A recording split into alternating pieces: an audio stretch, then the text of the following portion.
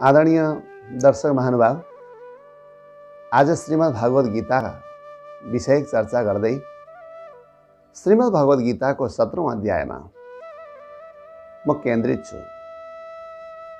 यो 17औं अध्यायमा हामीले सत्वरज र तमोगुणका विषयमा विविध पक्षहरूलाई श्रवण गर्यौं। प्रायशः हामी हरेक कर्म गर्दा ओम र तत्सतलाई छोड्नु हुँदैन, सत्कर्म गर्दा छोड्नु हुँदैन र प्राय गरेर ब्रह्म तत्त्वलाई, ईश्वरीय सत्तालाई तीन अवस्थामा हेरिएको छ। श्रीमद् भगवत गीताको 17औं अध्यायको 23औं श्लोकमा के भनिन्छ? ओम तत्सदिति निर्देशो ब्रह्मणस्त्रिविध स्मृतः ब्राह्मणास्तेन वेदाश्च यज्ञाश्च विहिता पुरा। हरेक यज्ञ गर्दाखेरि यज्ञमा तत्सत ओम तत्सत भनेर मात्र प्रारम्भ गर्नुपर्छ। ओम पनि हरिहि ओम तत्सत, हरिओम तत्सत। किन यो हरिओम तत्सत भन्दा हाम्रो पूर्वीय सभ्यतामा, हाम्रो धार्मिक वैदिक सनातन धर्मको मूल्य मान्यता अनुसार दुई प्रकारका इतिहासहरू संसारमा छन्। त्यो इतिहास, एउटा इतिहास घटना प्रधान इतिहास। घटना प्रधान इतिहास यो ब्रह्माण्डको इतिहास हो। ब्रह्माण्डको इतिहास नयाँ नयाँ थपिँदै जान्छ र पुरानो इतिहास पुरिँदै जान्छ। निश्चित कालखण्डसम्म हरेक व्यक्तिले घटना प्रधान इतिहासलाई अध्ययन गर्छन्। अर्को इतिहास छ नित्य इतिहास। घटना प्रधान इतिहास विनाश हुँदै जान्छ, तर नित्य इतिहास अविनाशी हुन्छ। नित्य इतिहास विनाश हुँदैन। किन विनाश हुँदैन भन्दा नित्य इतिहास भाव प्रधान हुन्छ। भाव सर्दै जान्छ, भाव मर्दैन। तर घटना प्रधान यो ब्रह्माण्ड, हाम्रो शरीर मर्दै जान्छ। त्यसले गर्दा घटना प्रधान इतिहास मर्दै जाने भयो, किनकि वस्तु हो घटना प्रधान इतिहास। वस्तुले संरचना गर्छ, वस्तुस्थितिले। नित्य इतिहास भाव प्रधान हुन्छ, भावले स्थिति गर्छ। र यहाँनिर जम्मा संसारमा भगवानले ब्रह्मलाई तीन अवस्थामा चित्रण गर्नुभयो। ओम तत् सत, ओम अनि तत् अनि सत। ब्राह्मणास्तेन वेदाश्च यज्ञाश्च विहिता पुरा। त्यसरी नै ब्रह्मलाई तीन भागमा विभाजन गरेपछि ब्राह्मण, वेद र यज्ञको सृष्टि गर्नुभयो। ब्राह्मण ब्रह्मी वृद्धौ सदैव उत्कर्षमा गइरहने कुन तत्त्वको नाम, तत्त्व विशेषको नाम ब्राह्मण हो। र ब्राह्मण त्यो सत्ता विशेषको नाम हो। र ब्राह्मण त्यही भएर त्यही सत्तालाई अवलम्बन गर्ने जातिलाई ब्राह्मण भनियो। र ब्राह्मणको कसरी बन्यो भन्ने आफ्नो तर्क र आफ्नो इतिहास अलगै होला।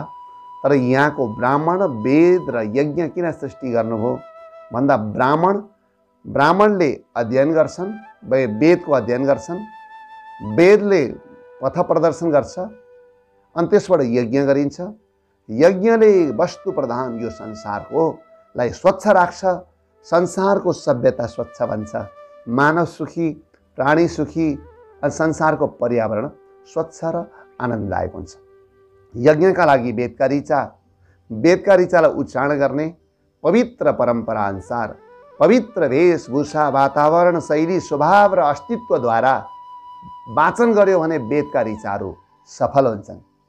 त्यही भएर अवक्ष्य चिज खाएको जिब्राले उच्चारण गर्यो भने वेदका ऋचाहरूले दिने ध्वनिले जुन हाम्रो मनस्थिति, हाम्रा शरीरका कोशिकाहरूलाई जुन एक प्रकारको तत्त्व प्रदान गर्छ, त्यो प्रदान गर्न सक्दैन भनेर विश्लेषकहरूले भन्नुभएको छ।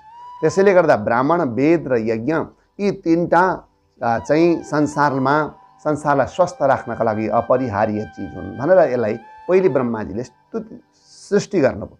अब यसका लागि चाहिँ के त भन्दाखेरि ओम तत्सदिति, यहाँ ओम तत्सत यी तीनटा ब्रह्मका स्वरूपलाई विभाजन गर्नुभयो। त्यसमा तस्मात् ओम इत्युदाहृत्य यज्ञ दान तपक्रिया। मैले ओमको व्याख्या पहिलेकै भिडियोमा गरिसकेको छु। ओमकार भनेको यो संसारको आकार मेटिएको दिन बस्नेवाला अस्तित्व विशेषको नाम ओमकार हो, जुन अस्तित्व अन्तिम समयसम्म रहन्छ।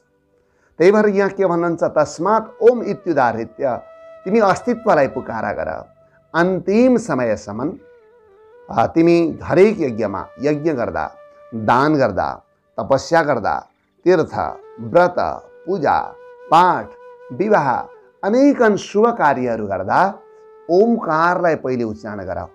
त्यही भएर हामी कुनै कामको सुरुवात गर्दा ओम भनेर सुरु गर्छौँ। ओम भनेको अनुमोदन हो। कसको अनुमोदन? ईश्वरीय सत्ताको अनुमोदन, आफ्नो सत्वको अनुमोदन, स्वाभिमानको अभिबोधनको नाम ओम हो। अनि ओम भनेर हरेक कुरालाई प्रारम्भ गर्नुपर्छ। तदित्यनभिसन्धाय फलम यज्ञ तपः क्रिया दान क्रियाश्च विविधा क्रियन्ते मोक्षकांक्षिभिः। अनि तत्र सत चाहिँ किन भन्नुपर्छ त? राम्रो काम गर्दा, सत्कर्म गर्दा, शुभ कर्म गर्दा तत्र सतलाई किन छोड्नु हुँदैन? ओम त अस्तित्व विशेषको नाम रहेछ। यो संसारको, तपाईको, मेरो, हामी जस्ता मान्छे, प्राणी, हरेक जीव, यो संसारको जीवको आधार रहेको संसार सबैको आकार मेटिएको दिन अस्तित्वको रूपमा ओमकारको झन्कार रहन्छ भने ओम त अनिवार्य रूपमा त्यो अस्तित्वको जुन नित्य इतिहास, नित्य संसारमा चलिरहने इतिहासको उच्चारण रहेछ ओमकार। अब तत् चाहिँ के हो त भन्दा तत् के भन्नुहुन्छ? तत् इति अभिसन्धाय, तत् भनेर तत्लाई नाम लिएर, तत् फलम त्यो फललाई, त्यो फल भनेको के हो भन्दा यो संसारका भौतिक चिज त तिमीले परिश्रम गर्यौ भने, उद्यम गर्यौ भने, आलस्य त्यागेर काम गर्यौ भने, अनि सङ्घर्ष गर्यौ भने, बुद्धि बल विवेकलाई सही समयमा प्रयोग गर्यौ भने, समय सम्पत्ति र शक्तिलाई सदुपयोग गर्न सक्यौ भने सांसारिक सुख, भौतिक सुख आफस्या पाउँछ। भौतिक सुख आफस्या प्राप्त हुन्छ। तर तिमीले नपाउने सुख तत्फलम त्यो फल हो।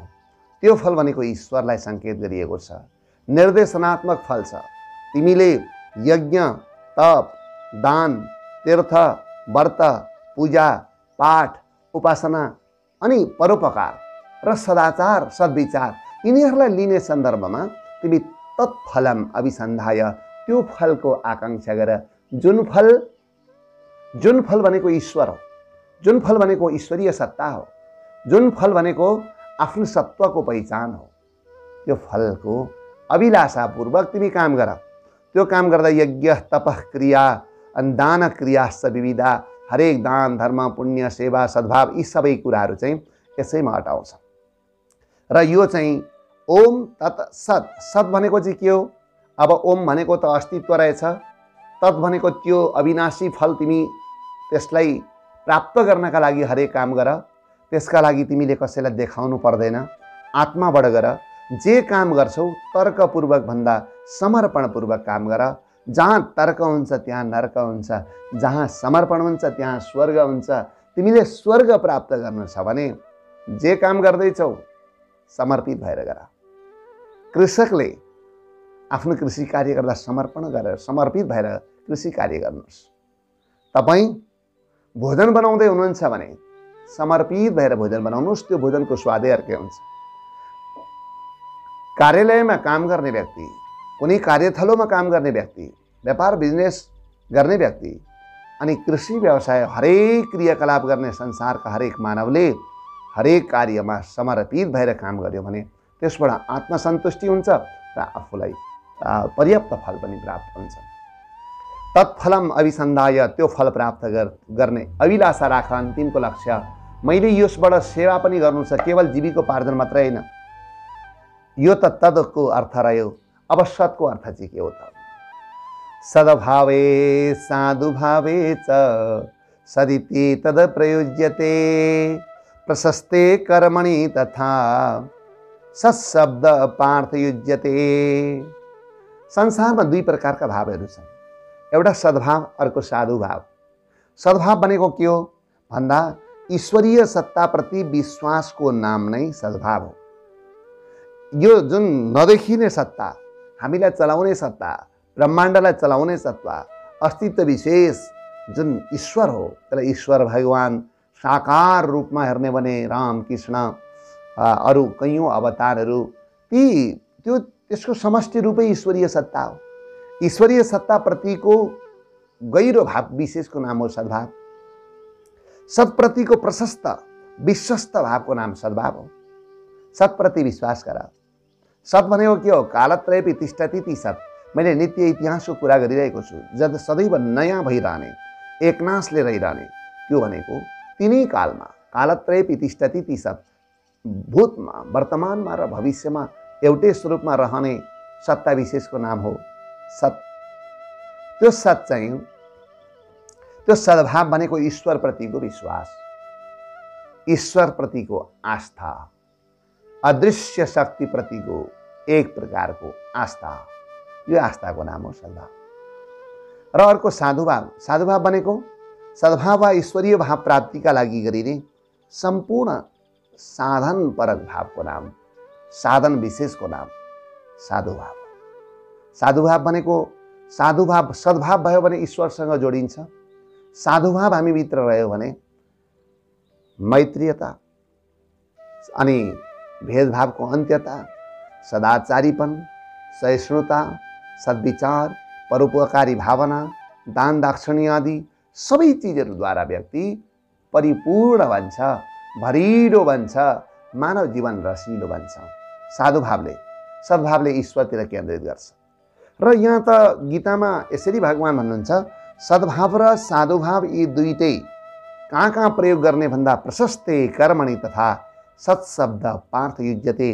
प्रशस्ते कर्मणि, प्रशस्ते प्रशंसनीय कर्मणि, कार्यक्षेत्रे प्रशंसनीय कार्य भनेको यज्ञ गर्नु, दान दिनु, सेवा गर्नु, कसैको हित र कल्याण हुने काम गर्नु, जुन कर्म गरिँदैछ त्यही कर्ममा धर्म देख्नु, जुन काम छ त्यही काममा रामको भावले, राम भनेको सद्भावले चाहिँ काम गर्नु, त्यो चाहिँ सद्भाव हो, साधुभाव हो। तर हरेक क्रियाकलाप गर्दा मलाई चलाउने, यो ब्रह्माण्डलाई चलाउने र म जस्ता कैयौँ मान्छे, हजारौँ करोडौँ असङ्ख्य अनन्त प्राणीहरूलाई चलाउने अर्कै अनन्त अथाह शक्ति छ, त्यो शक्ति नै ईश्वर हो। यसप्रतिको दृढता रहनु, यो चाहिँ के हो? यो सद्भाव। त्यसले गर्दाखेरि यहाँ के भन्नुहुन्छ? ओम भनेको संसारको आकार प्रकार मेटिएको दिन रहने अस्तित्व विशेषको नाम ओम हो। तत् भनेको हरेक कर्म गर्दा, शुभ कर्म गर्दा, अशुभ कर्म गर्दा त मान्छेले त्यहाँसम्म सम्झिँदैन, ईश्वर सद्भाव त सम्झिने कुरै भएन। शुभ कर्म गर्दा तिमी तत्फलमा विसन्धाय, त्यो परम सत्ताको फललाई निर्धारण गरेर, त्यसलाई सम्झिएर, त्यसको प्राप्तिको उद्देश्य राखेर काम गर। संसार त तिमीले लामो बाटो हिँड्यौ भने बीचका ती पाटी पौवा बाटा घाटा ती त तिमीले आफै प्राप्त गर्छौ, ती आफै भेट्दै जान्छौ। अनन्तको यात्रातिरको तिम्रो यात्रा बनाऊ र मनमा चाहिँ सद्भावे साधुभावे च, सद्भाव र साधुभाव राख। ईश्वरीय सत्ताप्रति विश्वास, संसारप्रति सकारात्मक भावना, यो चाहिँ सद्भाव र साधुभाव हो। त्यस कारणले गर्दा सज्जन, संसारमा जुन जुन कर्म गरे पनि हरेक कर्मको प्राण, हरेक कर्म गर्दाखेरि सद हरिओम तत्सत भन्नुपर्छ। त्यही भएर हामी हरेक कर्म गर्दा, यज्ञ गर्दा, पूजापाठ गर्दा, कुनै यज्ञको प्रारम्भ गर्दा हरिओम तत्सत, अस्तित्व, तत्फल र सत्पदार्थ, सद्भावप्रतिको आस्था र साधुभावलाई जगाउनका लागि गर्दछौँ। त्यसले गर्दा यो हाम्रो अत्यन्त गहन चिन्तन हो। कर्मकाण्डको सुरुवातमा कुनै सङ्कल्प भन्नु पर्यो भने हाम्रो घरमा आएका पहिलो गुरुजीले हरिओम तत्सतबाट सुरु गर्नुहुन्छ। घरको शिलान्यास गर्नु पर्यो भने हरिओम तत्सतबाट सुरु गरिन्छ। केही काम गर्नु पर्यो भने हरिओम तत्सतबाट सुरु गरिन्छ। कारण यिनी हुन् यी 17 अध्यायका 23, 24 र 25 श्लोकमा हरिओम तत्सत यो ब्रह्मका 3टा नामहरू हुन्, यी 3टा भेदहरू हुन् र यसबाट चाहिँ एउटा हामीलाई नित्य इतिहास, नित्य परिघटनासँग जोडिएको छ। आजभन्दा हजारौँ वर्ष अगाडि एउटा रुखका मुनि बसेका ऋषि महर्षिले जुन चिन्तन गर्नुहुन्थ्यो, जुन बाटो थियो, त्यो हामीले अहिले जानेर भए पनि नजानेर भए पनि हामी अङ्गीकार गरिरहेका छौँ। त्यसको नाम हो तत्सत। यो सनातन परम्परा हो तत्सत। र प्राय गरेर यही अध्यायको अन्तिम श्लोक 28औं श्लोकमा के भन्नुहुन्छ? असर्दयाहुतं दत्तं तपस्तप्तं कृतं च यत् असदित्युच्यते पार्थ न च तदप्रेत्यनो इह। अब यज्ञ दान पुण्य कसैको सेवा उपकार परोपकार सदाचार जे मान्छेले गर्छ त्यो गर्दाखेरि काम चाहिँ गर्छ, पाठ पूजा पनि गर्छ, भगवानको पूजन यजन पनि गर्छ, तर श्रद्धा चाहिँ गर्दैन। ठिकै छ भइगयो जतिखेर जहाँ जे गर्नु पर्यो भने परेन भइहाल्यो, सम्झिँदा भइहाल्यो नि छोडिदेऊ सबै कुरा उसले श्रद्धा चाहिँ पटक्कै गर्दैन। श्रद्धा बेगर कर्म गर्छ भने, श्रद्धा बेगर कुनै यज्ञ गर्छ भने, श्रद्धा बेगर यज्ञ तप दान तीर्थ व्रत पूजा पाठ विवाह आदि गरिएका सत्कर्महरू जति पनि सत्कर्म छन्, सत्कर्म भनेको शुभ कर्म, ती शुभ कर्महरू सजन ती शुभ कर्म गर्दाखेरि श्रद्धा बेगर गर्छ। हेर्नुहोस्, हामीले कुनै पनि घरमा कर्म गर्यौँ भने व्रतबन्ध छ भने ब्यानरमा बाहिर लेख्छौँ शुभ व्रतबन्ध शुभ उपनयन लेख्छौँ। अहिलेसम्म कसैले पनि अशुभ उपनयन लेखेको देखेको छैन। विवाह गर्दाखेरि जहाँ जहाँ विवाह गरोस् व्यक्तिले जुन शैलीले विवाह गरोस्, राक्षसी शैलीले विवाह गरेको छ भने पनि, पैसाची शैलीले विवाह गरेको छ भने पनि शुभ विवाह लेखेको हुन्छ। हाम्रो चिन्तन अशुभ हुँदैन। शुभ भनेको राम्रो होस्, कल्याण होस्, भावी सन्ततिहरू राम्रा हुन्, अहिले राम्रो विचार होस्, म पनि राम्रो बनाऊँ, समाज राम्रो बनोस्, राष्ट्र राम्रो होस्, सबैमा सुख शान्ति होस्। जुन पूर्वीय सभ्यताको सर्वे भवन्तु सुखिनः सर्वे सन्तु निरामया सर्वे भद्राणि पश्यन्तु मा कश्चित् दुःखभाग् जनः। संसारमा सबै सुखी हुन्, कसैलाई रोग नलागोस्, कसैलाई शोक नलागोस्, भयभीत कोही बन्नु नपरोस्, भयाक्रान्त बन्नु नपरोस्, भोको बन्नु कोही नपरोस्, कसैलाई कुनै प्रकृतिका पीडा नआउन्। यो भाव वैदिक भाव पूर्वीय सभ्यताको भाव नै सद्भाव र साधुभाव हो। त्यसले गर्दाखेरि कुनै पनि शुभ कर्म गर्दा हरिओम तत्सद नभनी गरिएको शुभ कर्मले फल प्रदान गर्दैन र त्यसले गर्दा हरेक कर्ममा हरिओम तत्सदलाई जोड्नुपर्छ। त्यो कर्म भनेको सत्कर्म भनेर जसलाई भनिन्छ, सत्कर्ममा हरिओम तत्सद अनिवार्य हुन्छ। र यो किन भन्दा ईश्वरसँग जोडिनका लागि र संसारमा सुखी हुनका लागि। त्यही भएर मैले अघि पहिले जोडेको थिएँ, संसारमा घटना प्रधान इतिहास र नीति इतिहास छ। नीति इतिहास आज पनि जस्ताको तस्तै छ र जसरी सुरु गरेका थिए आजभन्दा हजारौँ लाखौँ वर्ष अगाडिका ऋषि महर्षिहरूले त्यो सभ्यताको इतिहास नै हरिओम तत्सत हो।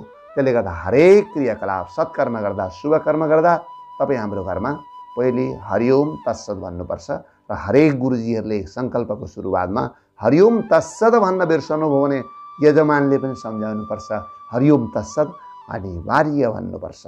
किनभने हरिओम ओम भनेको अस्तित्वको नाम हो, मैले अघि भनिहालेँ। आकार प्रकार संसारको मेटिएको अवस्थामा रहने अस्तित्व ओम। यो चाहिँ वेदको फेरि बीज मन्त्र पनि ओम हो। अनि अर्को तत् भनेको तत्फलम अभिसन्धाय, त्यो परम सत्ताको ईश्वरीय सत्ताको फल र परम गन्तव्यको फलको इच्छाद्वारा यज्ञ गर्नुपर्छ, कुनै सत्कर्म गर्नुपर्छ। अनि अर्को चाहिँ सद्भावे साधुभावे च सैत्येतद् प्रयुज्यते, सद्भाव र साधुभावमा सत् शब्दको प्रयोग गरिन्छ। र यी सबै कर्महरूमा यी तीनटा हरिओम तत्सत छोड्नु हुँदैन। र अर्को मनमा लिने एउटा कुरा छ सज्जन, त्यही कुरा भन्दै म आजको भनाइलाई पनि विश्राम गर्छु। के भन्नुहुन्छ? अश्रद्धया हुतम दत्तम तपस्तप्तम कृतम च।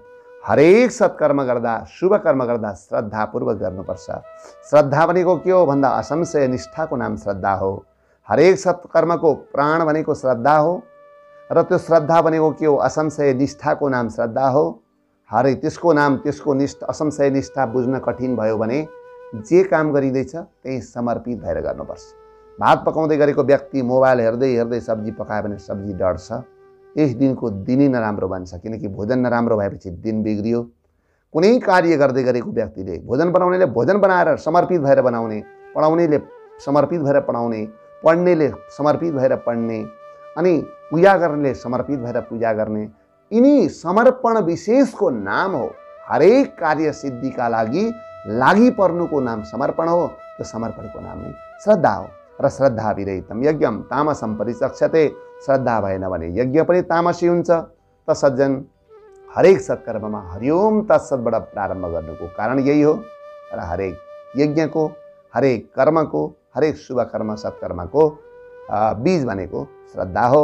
र श्रद्धा भनेको असंशय निष्ठा हो। असंशय निष्ठा भनेको अझै सजिलो शब्दमा तत्कर्मपरक समर्पणको नाम, जुन कर्म गरिँदैछ त्यसप्रतिको निष्ठाको नाम यो असंशय निष्ठा हो, सत्कर्म हो, अर्थात् श्रद्धा हो भन्दै आजको यो गीताको स्वाध्याय र सत्सङ्गबाट केही तपाईँलाई लाभ भयो भने त्यसले यो म आफ्नो स्वाध्याय गरिरहँदा हजुरलाई फाइदा भएमा यो अत्यन्त ठुलो महत्त्वपूर्ण यसले भूमिका खेल्नेछ। र यो सुन्दा मनमा लागेका कुराहरू तलको कमेन्ट बक्समा लेखिदिनु हुन समेत अनुरोध गर्दै आजको गीताको स्वाध्याय र सत्सङ्ग यही विराम भएको कुरामा सबैलाई जानकारी गराउँछु। ओम शान्ति शान्ति शान्ति।